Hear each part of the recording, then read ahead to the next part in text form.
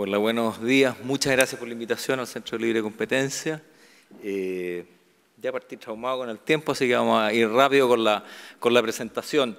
Mis excusas a los alumnos del diplomado, porque puede que esta historia la conozcan, porque es muy parecido a lo que les pasé en clase, pero la mayoría de ustedes confío que no están de alumnos inscritos en el diplomado. El objetivo de esta presentación es buscar dónde pueden estar los límites entre la propiedad intelectual, por una parte, y la libre competencia. Si uno lo mira como una caricatura, a veces se plantea que hay una especie como de tensión, poco menos de unos toros furiosos, que se disputan la supremacía entre la competencia en la cancha, llámese libre competencia en el sentido de que se compita en precio, mejoras incrementales, etcétera, etcétera, con la competencia por la cancha, sustitución de producto, innovación, y que se lo tiende a asociar con propiedad intelectual. Esto pareciera ser una visión un poco caricaturesca de la situación, pero que tiende a extremar las posiciones. Ahora, si uno en realidad lo analiza un poco más, pareciera que más que toros furiosos, aquí lo que tenemos es una yunta de bueyes, en que ambas disciplinas tienden a ser mejor o peor avenidas, pero en definitiva ambas van los mismos caminos, ¿eh? Y como dicen por ahí, entre bueyes no hay cornadas, aquí no debieran haber muchas cornadas, pero a veces se producen las cornadas porque en estos énfasis pueden haber ciertas diferencias. Pero en principio estamos frente a dos disciplinas que ambas están buscando un balance entre exclusividad y libre acceso, innovación y mejoras incrementales en mercados que ya existen. Ahora, ¿por qué las patentes? ¿Por qué los derechos de autor? ¿Por qué las marcas comerciales? No me voy a extender en esto mucho porque afortunadamente aquí ya está dicho de muy buena manera por el panel anterior. Pero como ya se planteaba, hay una gran cantidad de tiempo y recursos destinados a la innovación. Puse el ejemplo de las patentes farmacéuticas, pero esto se puede replicar en distintas industrias. Hay un estudio que es posterior al de Dimasi, que puede tener también algún tipo de errores metodológicos, pero que plantea que si uno mira cuáles son los niveles de inversión que hacen las empresas en I+D, que están publicados en su información que presentan en la bolsa, versus el número de drogas nuevas que son aprobadas, estima este estudio que el costo promedio por droga varía según qué tan exitosas o la cantidad de fallas que tienen, varía entre 11 billones de dólares y 3, algo billones de dólares. Valores más, valores menos, 1 billón, 2 billones, 3 billones, etcétera. Aquí hay una gran cantidad de costo fijo que si uno sigue la lógica del mercado competitivo en donde el precio es equivalente al costo marginal, esta investigación no se recupera. Y esto que se aplica a las patentes se puede aplicar también al productor de una película, que si tiene que competir con el tipo que está en la cuneta vendiendo el DVD pirateado, no va a recuperar la inversión de haber filmado la película, y así se suman en un montón de industrias. Entonces, en definitiva, hay una razón de ser de por qué existe la propiedad intelectual, entendida en esta lógica de las patentes y los derechos de autor. Ahora, en este balance entre otorgar acceso y, por otro lado, permitir un cierto nivel de exclusividad que fomente las innovaciones o las creaciones, etcétera, empieza una segunda visión ya no de los toros que se contraponen, sino más bien dónde termina la propiedad intelectual y comienza la libre competencia. Hay unos autores europeos que plantean que la libre competencia y la propiedad intelectual funcionan como una especie de límites concéntricos, en donde hay un primer núcleo, que es propiedad intelectual, en donde no debiera intervenir la libre competencia, y un segundo límite externo, en donde podría funcionar la libre competencia como una corrección a ciertos vicios que podrían producirse en el ejercicio de estos derechos. Ahora, yendo primero al primer círculo concéntrico, a la propiedad intelectual. Como ya se ha planteado en presentaciones previas, las leyes de propiedad intelectual aspiran a generar ese balance. Aquí hay una discusión parlamentaria, a veces de tratados internacionales, que justamente lo que están buscando es encontrar el equilibrio adecuado entre fomento a la innovación y acceso y no generar monopolios más allá de la cuenta. Si eso lo logran de mejor o menor medida, puede ser discutible. Hay un gran debate en Estados Unidos en estos momentos si es que la legislación americana es muy generosa en el otorgamiento de las patentes. Y eso a su vez podría eventualmente generar lo que le llaman el patent thicket, que dificulta también la innovación. Sea lo que sea, esa es una discusión principalmente legislativa. Entonces, siendo eso un balance más bien legislativo, si la libre competencia invade este primer núcleo y es muy agresiva en tratar de definir esos contornos, hay un riesgo grave de que se alteren estos incentivos y en definitiva quedemos con mercados incluso que pueden ser menos competitivos por la vida de haber menos innovación y menos sustitución.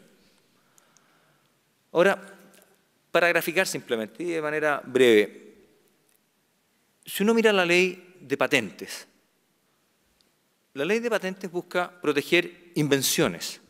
No cualquier cosa es una invención y a su vez no cualquier invención, sino que además esas invenciones van a requerir ciertos requisitos, valga la redundancia, que sea novedad absoluta, que tengan un nivel, absoluta significa que en todo el mundo no se haya inventado antes, no solamente en Chile, por ejemplo, que tengan un nivel inventivo que no sea obvio para alguien versado en la industria. Aquí puse un par de ejemplos que podrán ser ingeniosos, pero que de nivel inventivo tienen bien poco, como una palita y una escoba en la punta de unos zapatos, o una guagua con unos flecos en el pilucho para que vaya gateando y limpiando el piso. Eso de invención tiene bien poco como para considerar de que vamos a tener aquí una patente. No debiéramos tenerla. Hay que tener una aplicación industrial. Es decir, ya hay ciertos requisitos internos que lo que están buscando es delimitar que no cualquier cosa sea patentable, sino que las cosas que realmente generen un salto cualitativo. Después, también hay ciertas definiciones de cosas que no son invenciones, donde una que es muy debatida porque en Estados Unidos ha sido posible patentarlo, pero en Chile no, son los planes de negocio, por ejemplo. Hay descubrimientos científicos, etcétera, una serie de cosas que no son consideradas invenciones. Y por otro lado, hay algunas que siendo invenciones, la ley ha estimado que no son patentables, ya sea porque atente contra la vida, el orden público, etcétera, etcétera. Entonces, de nuevo, vemos que la propia ley de propiedad industrial va generando ciertos límites. Lo mismo ocurre, para allá hay que apuntar, parece, en los derechos de autor. Los derechos de autor puede que tengan requisitos que son más bajos, pero a su vez el nivel de protección es más exiguo. Si uno trata de hacer un símil con carretera, la patente podría ser una especie de highway en donde vayan muchas pistas y eventualmente ese es mi ámbito de exclusión donde puedo excluir al resto. Puedo, si soy el primero en inventar algo, aun cuando otro haya llegado independientemente a inventarlo, voy a poder excluirlo. El derecho de autor tiende a ser un sendero que puede ser más largo en el tiempo, la vida del autor más 70 años, pero en donde excluyo menos. En general son creaciones artísticas, literarias, científicas, etcétera, pero en definitiva permite más cohabitación. Y de nuevo, también el derecho de autor está buscando este balance entre exclusividad y acceso. Las marcas comerciales, por su lado, tienen un criterio un poco distinto. Aquí no estamos premiando al que se le ocurrió una palabra ingeniosa. Aquí lo que estamos premiando, y más que premiar en realidad lo que estamos protegiendo, es la información que pueda haber en el mercado para competir por dimensiones que sean distintas que simplemente el precio. Imaginen ustedes, por ejemplo, que este frasco de acá no tenga perfume de Coco Chanel, sino que tenga un agua con azúcar y que del color sea el mismo. Si es que eso no se sanciona legalmente, vamos a romper mucha información de mercado y por lo tanto la gente ya no va a comprar este producto y esto se replica en prácticamente todos los productos que tienen marca. Un productor que tiene una marca registrada tiene un incentivo muy grande para ser consistente en la calidad y permitir generar cualidades en los productos que van a poder ser comunicadas muchas veces a través de la marca, que si es que esa marca no es protegida, esa información se pierde y en definitiva nos quedamos con un mercado que pierde toda una dimensión de competencia que sea distinta al precio. Ahora, también las marcas tienen su límite y han buscado este balance. Entonces, no cualquier cosa es registrable como marca. Aquí les ponía un ejemplo de un caso que se vio incluso en el Tribunal de Defensa de la Libre Competencia y también en el INAPI, de una marca que se registró que fue Canicama, que después fue anulada, en donde era un genérico. hubo una avivada, por decirlo así, se registró un genérico, eventualmente estaban las mismas fórmulas en la propia ley de propiedad industrial de anular eso, porque la ley de propiedad industrial también busca que los signos que sean registrables como marcas sean signos distintivos y que no se prive la posibilidad de que otras personas puedan usar términos que son comunes y que son necesarios para comunicar características de los productos. Hecho esta breve introducción, ¿qué derechos otorga la propiedad intelectual? Básicamente otorga derechos exclusivos y excluyentes, pero ¿estamos hablando por eso de un monopolio? Acá definitivamente yo creo que no podemos hablar y hacer un sinónimo entre monopolio y propiedad intelectual. Este gráfico aquí es el clásico gráfico que nos ponen los economistas para explicarnos los problemas que genera el monopolio, en donde se tiende a colocar un precio que es más alto que el precio de equilibrio y se genera una pérdida de bienestar porque hay una serie de consumidores que habrían querido ahí consumir ese producto y que no lo pudieron consumir por el precio más alto. ¿Ocurre eso por el solo hecho que se otorga la propiedad intelectual? No, definitivamente no. Si uno analiza marca más reputada que Rolls-Royce en autos, es difícil de encontrarla. ¿Esa marca ha generado una distorsión en el mercado? ¿Le ha otorgado un poder monopólico a Rolls-Royce? No. Tenemos muchas marcas distintas de autos y por lo tanto, si bien hay mucha información ahí, sabemos por solo mirar esto que estamos hablando de autos de lujo y de muy buena calidad, esto no está impidiendo la competencia en el mercado. Nos vamos a los derechos de autor. Que este señor haya pintado un cuadro de botes impide que otros puedan pintar cuadros de botes, marinas, etcétera. No. Lo mismo ocurre el que escribe poemas de amor, el que hace películas de acción, etcétera. Pueden haber muchas otras. No le está otorgando un monopolio por el hecho de que tenga exclusividad sobre ese cuadro y no se lo puedan copiar. De nuevo, no estamos frente a la figura del monopolio. Vámonos al caso de las patentes, el caso más crítico. Les pongo aquí un ejemplo de algo que supongamos que sea patentable, un señor que se le ocurre hacer un robot que arme el cubo Rubik. ¿Qué utilidad comercial va a tener esto? Probablemente baja. ¿Va a generar un poder de mercado probablemente tal? Es posible que no. Hay estadísticas que esto quizás de alguna manera generan también la discusión contraria de hasta qué punto se otorgan patentes que no son útiles, pero hay muchas estadísticas que dicen que hay una gran cantidad de patentes que no logran ser comercializadas. Por lo tanto, la regla general es que muchas patentes, aun cuando son otorgadas, no otorgan ningún poder de mercado, ni siquiera fueron capaces de ser comercializadas. Ahora, ¿puede llegar a ser un monopolio? Bueno, excepcionalmente puede llegar a serlo, o puede ser que estas creaciones, estas invenciones, otorguen un poder de mercado por precisamente su genialidad. Pensemos, por ejemplo, el mundo del transporte entre Chile y Europa a principios del siglo XX. La opción era irse en barco, no había otra. Hasta que a los hermanos Wright se les ocurrió inventar un planeador que cambió la industria. Hoy no pensamos siquiera como una opción para irnos a Europa en un viaje de negocios, tomarnos un barco. El mercado relevante son solamente aviones. Si los hermanos Wright tuvieron una patente, como de hecho la tuvieron, y se los acusó en algún momento incluso de haber hecho más lento el desarrollo de la aviación en los primeros años, por otro lado, los hermanos Wright fueron los que permitieron que este mercado de transporte en barco a Europa se convirtió en un mercado de los aviones. Por lo tanto, visto ex ante, las patentes son sumamente fomentadoras de la competencia. Visto ex post, claramente nadie voló en los hermanos Wright a Europa, digamos, pero en las evoluciones posteriores, asumiendo que también hubieran patentes de aviones hasta llegar a los aviones comerciales, bueno, hubo un periodo temporalmente en que ese precio fue más caro, pero después de eso se generó un mercado, y desde ese momento mismo, se generó un mercado nuevo y mucho más potente que el que había. Entonces, en definitiva, el mensaje de nuevo es, mientras más éxito tenga la patente, probablemente va a ser más monopólico. Pero eso es precisamente lo que la ley de propiedad intelectual está buscando, que se inventen cosas útiles, cosas que agranden el mercado.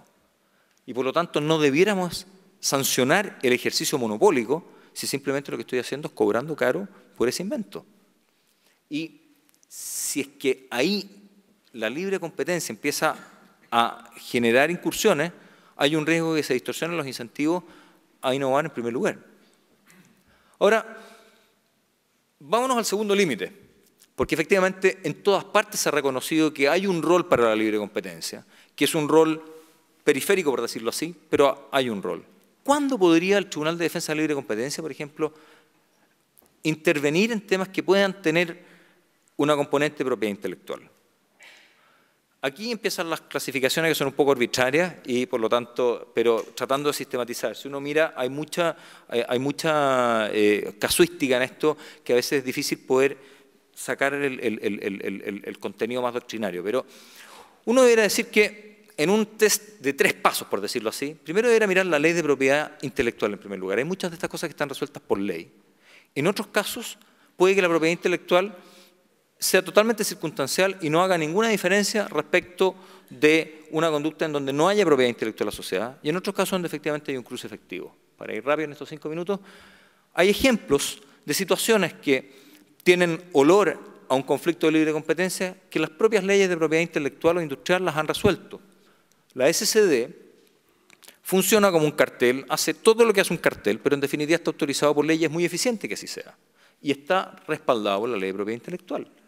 Otro tanto ocurre con la ley de propiedad industrial respecto del agotamiento internacional del derecho, tanto en la propiedad intelectual como en propiedad industrial, en donde en Chile están permitidas por ley las importaciones paralelas. Situación equivalente con los diseños industriales. En fin, hay una serie de situaciones en donde uno debiera partir mirando la misma ley de propiedad industrial o propiedad intelectual porque puede que estas sean situaciones ya resueltas. En otros casos, nos encontramos con que pueden haber casos de propiedad intelectual que en realidad no son tales y son conductas propiamente de la libre competencia en donde esto es un accidente. El test del martillo no podría aplicarlo. Hilti, que era una empresa europea que tenía patentes sobre unos cartridges, vendía unos cartridges, estas son unas pistolas martillo, en que amarraba la venta del cartridge con el clavo. Y había otras empresas que querían hacer los clavos, pero los cartridges estaban patentados. Entonces, lo sancionaron en Europa. Básicamente lo sancionaron porque dijo que aquí estaba atando el producto patentado con un producto no patentado y que la verdad se estaba tratando de traspasar ese poder a un mercado secundario. Parte importante era cómo se definían los mercados. Si es un producto patentado o no un producto patentado, si yo tengo poder dominante en los martillos de los que hemos conocido siempre y lo amarro con clavos, voy a tener una venta atada igual, sin importar que haya o no propiedad intelectual. Pueden haber otros casos, por ejemplo, en que se ha comprado propiedad intelectual y puede que no sean tratados de manera muy distinta de lo que sea comprar una empresa en un contexto de un control de fusiones. En definitiva, hay ocasiones en donde en realidad el hecho de que haya propiedad intelectual de por medio es simplemente un accidente, pero no es lo de fondo. Por último, tenemos casos donde nos encontramos que pueden haber cruces efectivos, donde el ejercicio del derecho de propiedad intelectual es lo que a su vez puede generar un problema de libre competencia y donde hay que ser sumamente cuidadoso para tratar de diferenciar cuánto es uso de un poder dominante legítimo obtenido a través del derecho de propiedad intelectual y cuánto es un abuso de esa posición dominante. Esa disquisición es difícil de alcanzar. Si uno plantea qué es abusar, podría pensar aquí que hay casos de abuso del derecho. Medio fraudulento era algo que yo le he escuchado a Tito Hernández, a profesor Hernández de la Portales, que planteaba que medio fraudulento es más amplio que simplemente engaño. Hoy día hemos escuchado al profesor de la Fuente que habla que medio fraudulento es engaño. Según la vertiente penalista, yo no me atrevo a meterme en eso. Si es que esto fuera más amplio, bueno, quizás medio fraudulento, quizás en una elaboración menos jurídica, algo tiene que oler a pescado, algo tiene que oler raro, no basta con que simplemente el solo hecho de que estemos ejerciendo un poder monopólico que se nos fue otorgado, eso sea considerado a su vez como un abuso. ¿Qué casos hemos tenido? De nuevo, hay muchos más, pero son ejemplos solamente. Empresas que han registrado marcas de otros a sabiendas. Este caso es bastante borderline porque eso tiene también la opción de ser demandada la nulidad, como de hecho ha sido, en el INAPI, y eso es una prerrogativa específica del INAPI. Pero se ha hecho la disquisición entre el ejercicio del derecho y la existencia del derecho. A veces es como partir el pelo, digamos, pero en el ejercicio del derecho, y esto viene incluso de Estados Unidos, en donde hay un caso que se llama Walker Process del año 65, donde dicen El registro propiamente tal es un tema propio de las autoridades de propiedad industrial, pero a veces el ejercicio puede ser abusivo y eso podría ser, cuando está tratando de impedir que otros ingresen al mercado, etcétera, una situación de libre competencia que deba ser analizada por las autoridades. Hay otros ejemplos que han sido fallados por el Tribunal de Defensa de Libre Competencia en marcas genéricas. Estos dos casos, Canicama y Executive Search. En otros casos, nos encontramos con que a través de la propiedad intelectual se ha buscado asegurar mercados aguas abajo.